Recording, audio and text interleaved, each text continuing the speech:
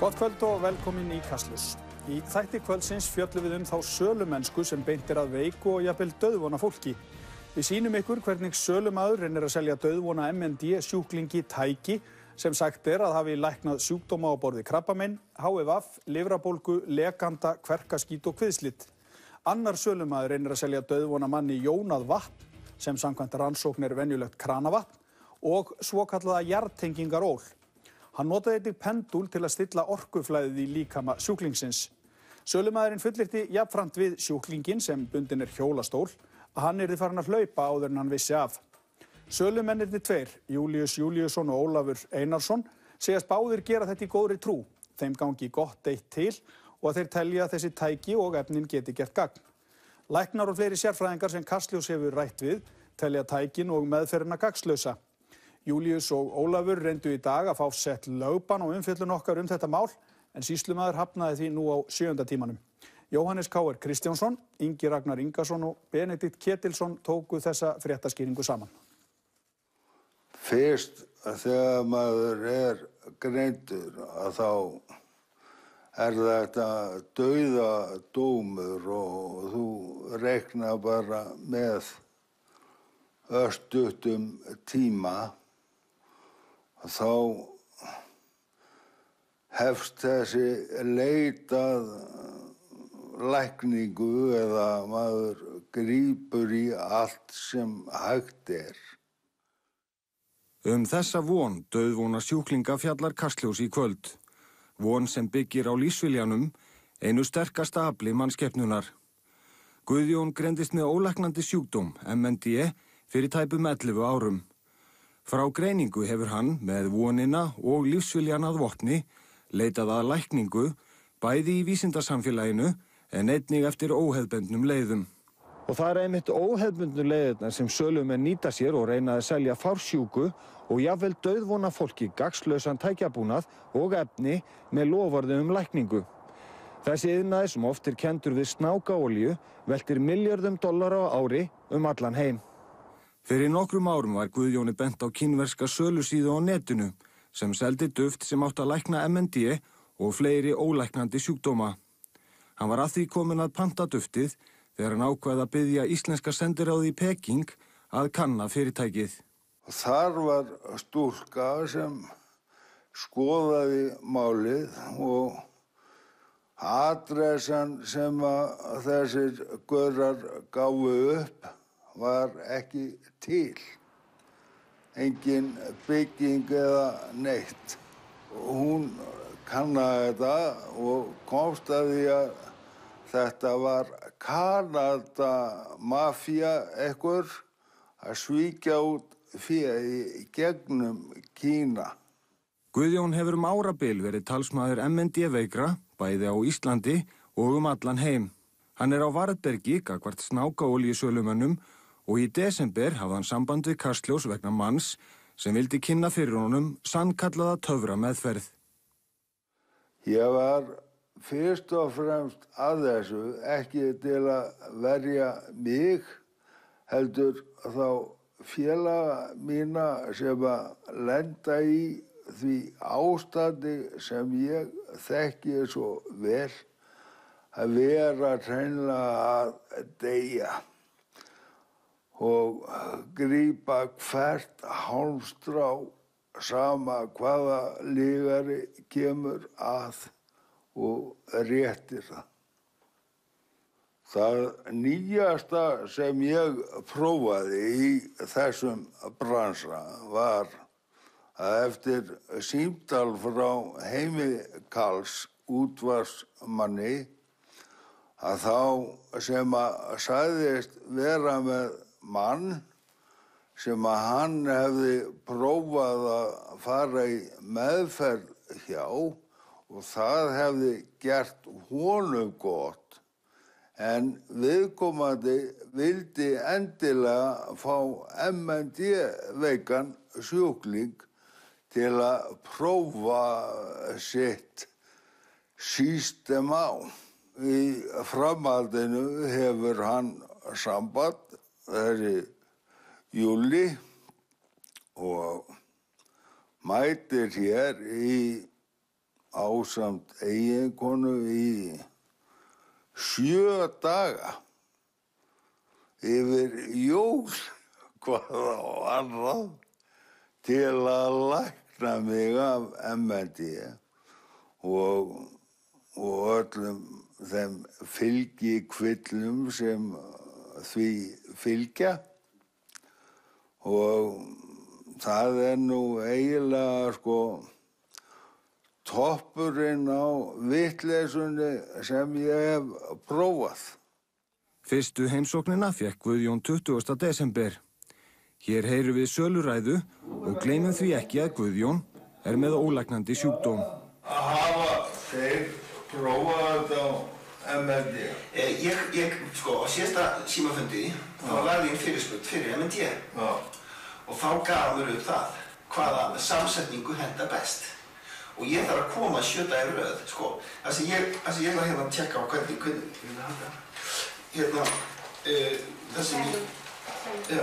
það sem hann sagði, það var ákveðin samsetning af filmum. Og eitt svona balanseringarprogram, það eru svona uppbyrðir 30 svona samsetningar. Það sem að einn diskur settur ákveðin stað með ákveðnum filmum, skilurðu, og svo þetta keyrt í gegn og ákveðna mínútur á hverju stað. Þetta eitt prógram til að balansera.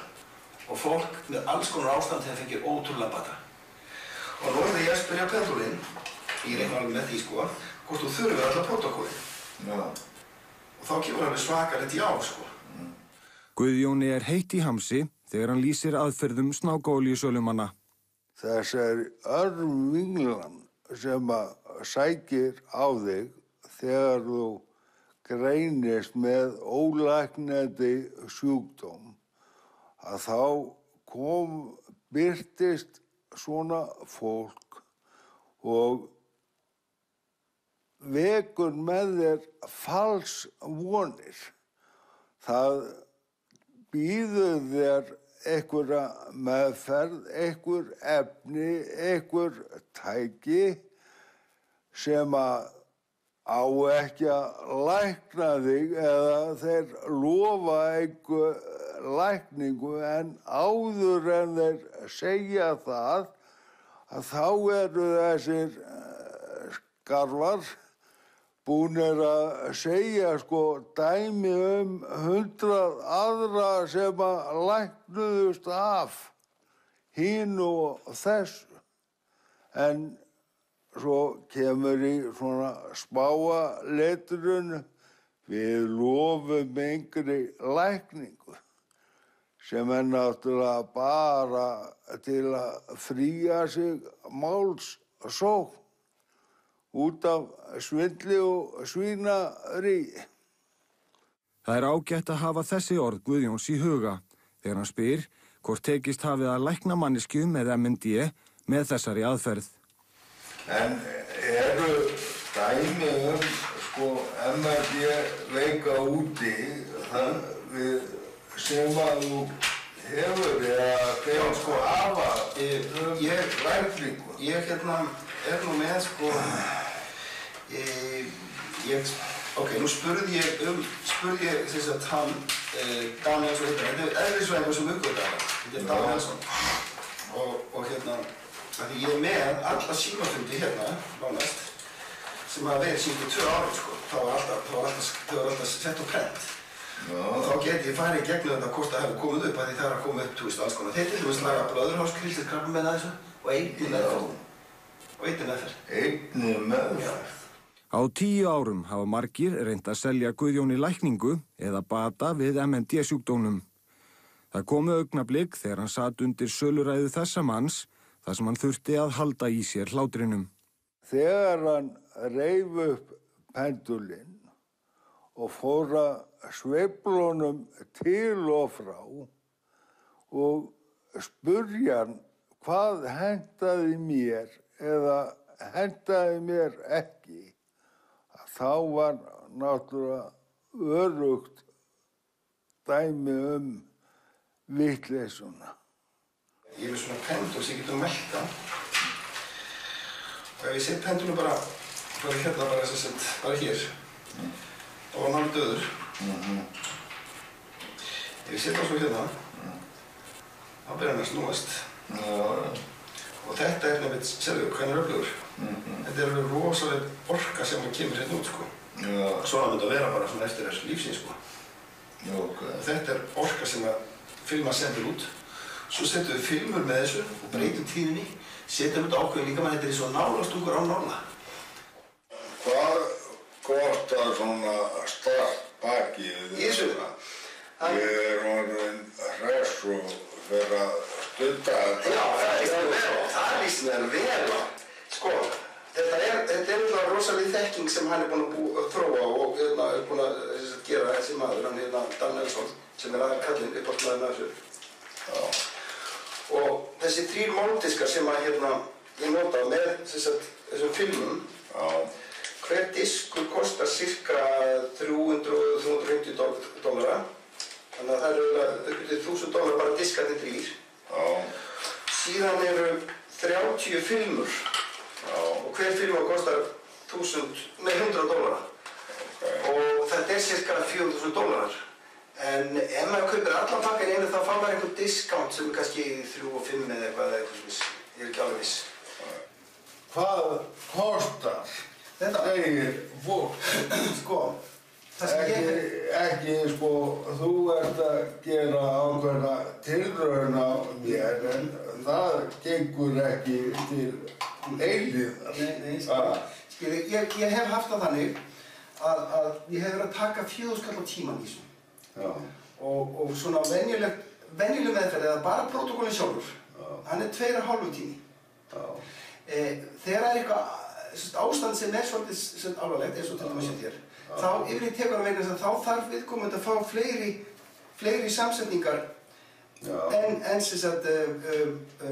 fleiri samsetningar en venjulegu prótókollin. Þannig að þá tekur þetta alltaf svona meiri 3 tíma, sko. Það er mitt málið, það er það sem að ég sé fyrir mér, sko, að þú getur að fara að hlaupa hérna. Það er bara þannig.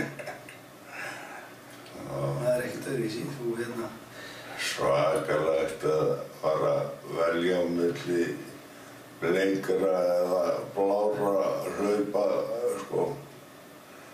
Að það verði helsta problem lífsins. Til að lækningamáttu meðferðarinnar yrði meiri, dró sölumaðurinn upp vatnsflösku með jónuðu vatni í miðri söluræðu. Svo líka er annað sem hann framleiðir, þessi maður. Það er vara sem að þykir gott að taka með. Það er vatn sem er búið að breyta mólekúlunum í 1000 sinnum minni mólekúl. Þannig að þetta er kallað nanowater og það fara allir vökvinn. Þegar við drekkum vatn hérna venjulega, þá verður bara 5% sem fyrir í frumurnar, af því það er svo klöstrað. Það er svo búið að tapa svo mikið elektrónum að það bara lípa sér svo margar mörg mólekúl saman og það kemst ekki í frumurnar. En þetta fyrir allt inn í frumurnar og það detoxar líkamann á öllum eiturefnum og ef að fólk er að drekka þetta vatn, þá er helminga lífskrafti. Já. Það ætti að skaffa þetta með pilluskaftir. Já, það er þetta er... Selurðu það? Já, ég hef selt það í apótek, sko, og svona heilsuverðsverslanir. Og þetta er mjög ódýrt vatn, sko, það dugar alveg 1 mánuður, dugar í sela í heilsunni, sko, á 3.000 kall. Kastljós fékk mann til að hringja í verslun í Reykjavík þar sem vatnið var til sölu. Þetta er allt öðruvísi. Fólk þarf að stúdera vatn til að skilja hvernig þetta kannski er að virka. En svona best til að útskýra fyrir fólki sem þekkir þetta ekki, það er náttúrulega þú ert kannski að fá svipuð mólekúl í vatni sem þú drekkur eitthvað hátt upp í fjöllum sem kemur bara úr lindum eða sem þetta er uppsprettum. En þegar þetta er búið að renna í gegnum risastór rör og gegnum allavega rör inn í húsin til okkar, að þá er mólekúlin búin að breytast.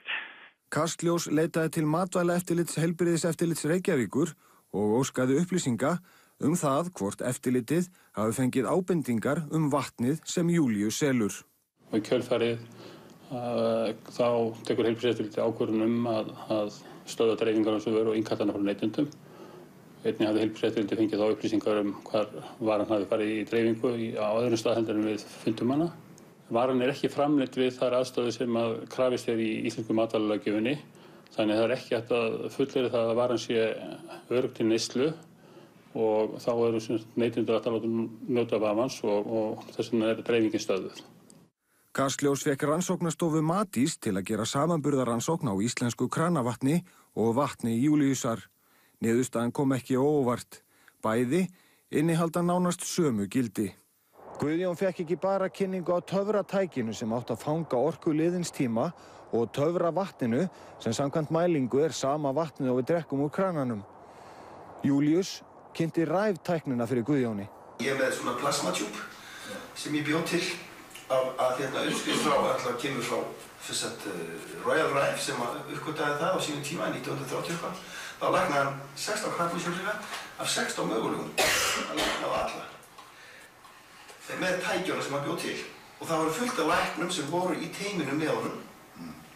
Hann reyna sá ekkert meðferðarnir, hann bara skaffaði tækin og þeir voru svo ánægðir að allir læknar sem voru notað voru himinlifandi og það bara fór alltaf fullt í þessu. Svo vildi Ameríska læknafélag kaupa uppfinninguna að hann vildi ekki selja og þá hófst ofsóknin gegn öllum þeim sem voru notað og síðan hefði þetta verið pressað niður síðan.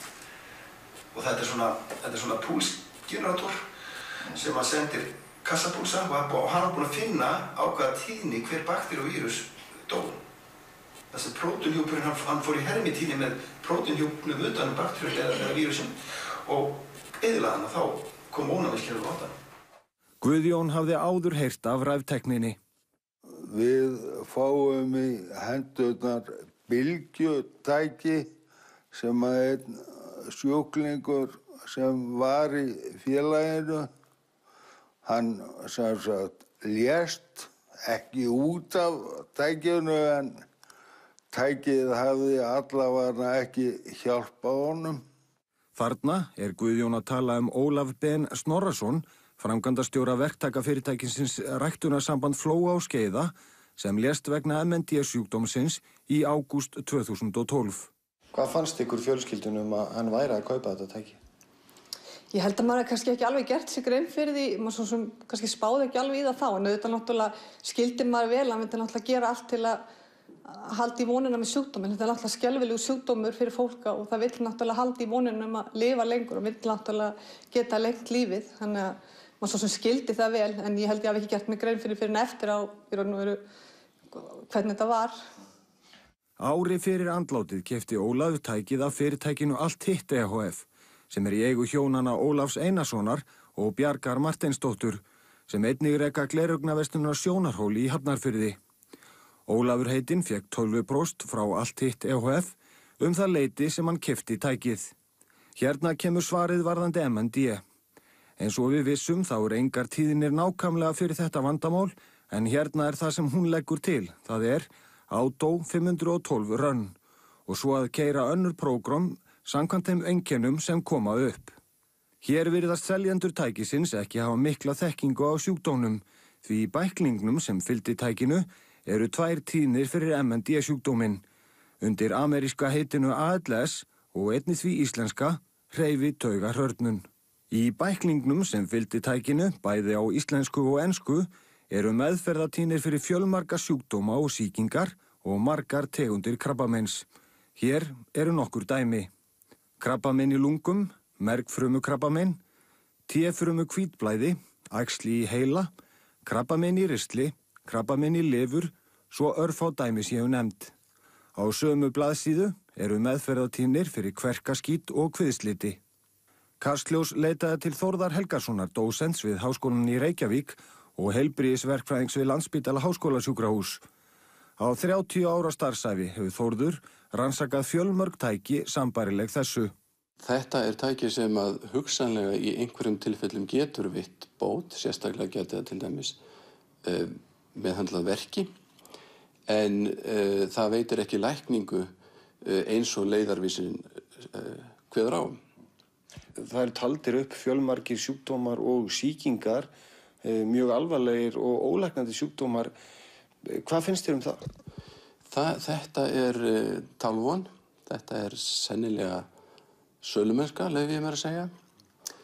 og höfðar til sjúklingsins þannig að það vekur hjá honum von að eitthvað sé hægt að gera, en tæki langt frá því að geta uppfyllt þær vonir. Getur tæki verið hættulegt fyrir fólk sem að nota það heima? Já, þetta tæki gæti verið hættulegt undir einhverjum kringumstæðum.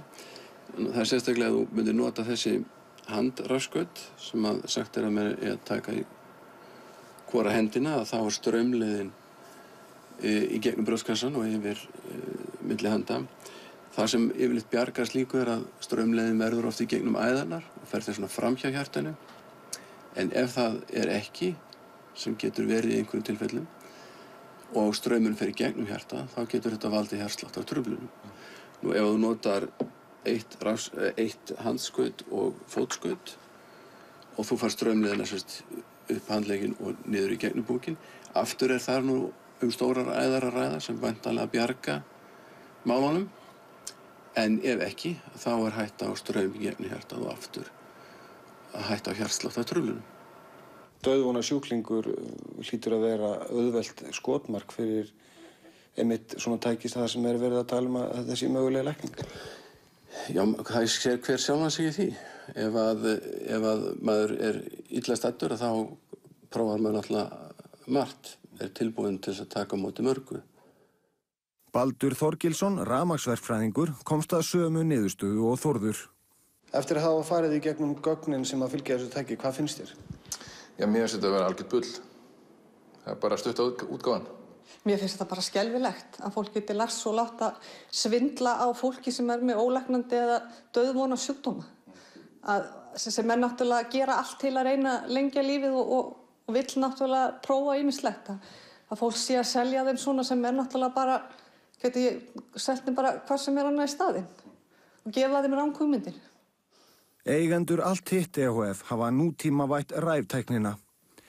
Fyrir tæpa $8 hægt að kaupa app í síma sem kynnt á vefsíðunni zapkit.com. Til að appið virki sem skildi þarf að kaupa magnara við síman sem tengdur við líkamann með blöðkum. Magnarinn seldur á 49.900 krónur. Guðbrandur Garðar sem greindist með MND fyrir rúmum 3 árum kannaði þessa nýju tækni fyrir Kastljós. En Guðbrandur nánast alveg lamaður og á orðið erfitt með öndun, sem nú 16% miðað við heilbrigðan einstakling. Hann segir vonina sterkt afl. Fólk heldur alltaf í vonina, þá meðan það á lífi og gerir allt til þess að lengja líf sitt. Það gerir það og geta verið með sínu nánasta fólki, eins lengi og hægt sko. Guðbrandur byrjaði á að hringja og fá upplýsingar Zapkit. Þetta ekki reynt. Það ekki búið að reyna þetta á sem sagt MND sjúkdóminn. Nei. Þetta aðeins. Nei. En sko, það sem að fólk hefur verið að gera í rauninni að styðja okkur andvirði tækisins, að við megum ekki selja það, viljum við. Og þá færðu tæki til þess að nota bara sem sagt. Nokkrum dögum síðar fór Guðbrandur með falda myndavél í verslun Sjónarhóls í Hafnarfirði ásamt eiginkonu sinni Helgu. Við lofum aldrei neinu og við fáum fólk til að skrifa upp á það og það gerir sér grein fyrir því að það engri lækningu lofað. Já. Ég tek bara ekki þá ábyrgð. Nei. Að vera með eitthvað slíkt. Nei. Ég get sagt fólki frá reynslu minni, ég get sagt fólki frá reynslu annara. Já. Og svo verður bara hver og einn að sjálfur að annarkvort velja að prófa eða velja að sleppa og segja að þetta sé bara ekki fyrir mig. Já, ég skil, já. Þetta lítur bara svona út. Þetta að vísa á enskunni sem að þetta Já. Hérna eru bara hinn og þessi heilsumál og þó ég renni hérna, þá erum við rétt konir í bíið, sko. Já. Þetta svona fjöla, þetta tækir það. Þetta tíðnirnar eru þarna. Já. Við tókum það úr bókinni. Já. Við erum búin að reyna þetta á fjölda vandamála. Já. Og sterkasta dæmið líklegast lifrarbólga C sem var slegin út. Hún var það sem hann gerði, hann tók hráhunang og hann tók tækið og það var það eina sem hann gerði öðruvísi í gegnum 19 ára ferli. Já. Og hann fór síðan í prófanir og sko, einhverjum 2 mánuðum eftir að hann var að keyra þetta allt saman að gera þetta. Já. Og í fyrsta skipti í 19 ára þá var hann sem sagt laus við leyrabólgu C og hann fór síðan í nánari skoðun og það var ekkert. Já. Hvort það var hunangið. Já. Hunang og lifur náttúrulega rosalega nátengt, sko. Já. Eða hvort það var hunangið, tækið, ég veit það ekki. Já. En þetta hans reynsla. Þannig að ef það var ekki tækið, þá allavega var það hunangið sem að lækna leyrabólgu C. Já. Það náttúrulega talandi það að hann get ekki garanterað að tæki lækni mig, en hann gefur mér samt alltaf einhverja von það að það sé hægt og nefndi dæmi, þannig að hann svona mér finnst þetta að vera náttúrulega óbein sala hjá honum, hann bara í því að reyna að selja sko tækin. Mér finnst þetta bara alveg alveg fáránlegt sko, hvernig maðurinn hvað hann var að bjóða sko. Ég bara skildi ekki hvernig hann hafði það eiginlega í sér að gera það sko. Eins og kom fram eru eigendur SAPKIT að bíða eftir CE-merkingu fyrir tækið og mega því ekki selja það, en taka á móti styrkjum í staðinn og selja því tækið undir borðið. Ræftækið sem Ólafur heitinn keypti árið 2011 framleitt í Suður-Afríku og CE-merkt og því má selja það í Evrópu. Alvarlegustu dæmin eru kannski þau þegar sjúklingar hafna hefðbundinni læknisfræði sem getur hugsanlega læknað krabbamein. Og það eru örfá dæmi það að sjúklingar hafi hafnað læknandi meðferð og dái fyrir vikið. Og þegar til kom og kannski þáðu hefðbundna lækningar þá það orðið of seint. Það sem algengast þegar sjúklingar reyna þetta meðfram. Og oft þetta nú skaðlaust sem slíkt, en þetta getur samt haft milliverkanir. Það aukið á aukaverkanir hefðbundinna krabbameinslyfja eða dregið úr virkni þeirra. Og svo kannski líka bara áreiti sem þetta felur í sér. Þetta hefur áhrif á lífsgæði, menn að drekka kannski bráðvonda vökva í staðinn fyrir að njóta bara lífsins. Breyta matar eða einhvern hátt sem ekkert búið að sanna að hjálpi. Og svo þessi gríðarlegi kostnaður sem getur fylgt þessu. Og fólk ofta að eyða 100.000, jafnvel milljónum í meðferð sem ekkert búin að sanna að virki. Eflaust trúa þeir sem selja veiku fólki efni, eflaust trúa þeir sem selja veiku fólki meðferð eða efni að meðferðin gerir þeim gott og stuðli jafnvel að bata. En þótt sölumennirnir lofa ekki lækningu, þá fylgja söluræðunum dæmisögur fólk sem hefur læknast af lífshættulegum sjúkdómum. Með sögunum kveikja þeir von hjá sjúklingnum og auka þannig líkurnar á sölu. Já, og Júlíusinni og Ólafi Einarsinni var báðum boðið að koma í viðtal vegna þessa máls en þeir afþökkuðu það boð. Eftir að lögbannsbeiðni þeirra var hafnað sendu þeir frá sér yfirlýsingu sem barst nú fyrir þáttinn, þar sem þeir lýsa furðu sinni á nálgun Kastljós í þessu máli og á heildrænar lækningar. Orðrétt segja þeir. Það með ólíkindum hvernig stærsti fjölmiðill landsins tekur einhliða afstöðu til þessa málaflokks með mjög svo neikvæðum hætti sem þó árhundruðum, jafnvel þúsundum ára eldri en hinnar svokölluðu vestrænu lækningar. Þeir segja Kastljós ekki hafa kynnt sér heildrænar lækningar sem byggja á að vinna með jurtum og öðru í sínu náttúrulega formi.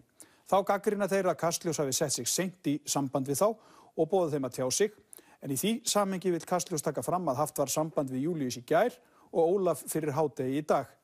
Þeir óttast einnig að upptökurnar verði teknar úr samhengi og því rétt að taka það fram að allt það efni sem tekið var upp með falinni myndavél verður aðgengilegt á ruf.is á morgun, á vefnum okkar á morgun sem sagt. Og síðar í kvöld verður einnig hægt að sjá ítarlegra viðtal við Gunnar Bjarna Ragnarsson, formann félags krabbameinslækna, á vef RÚV. En hér lýkur Kastljósi kvöldsins og kannski rétt að skjóta þið hér að yfirlýsing þeirra tveggja hana er hægt að lesa í heild sinni á Facebook-síðu Kastljós. Við ætlum eins og að ljúka þætti kvöldsins. Höldum áfram umfjöllun þetta mál á morgun. Verið sæl.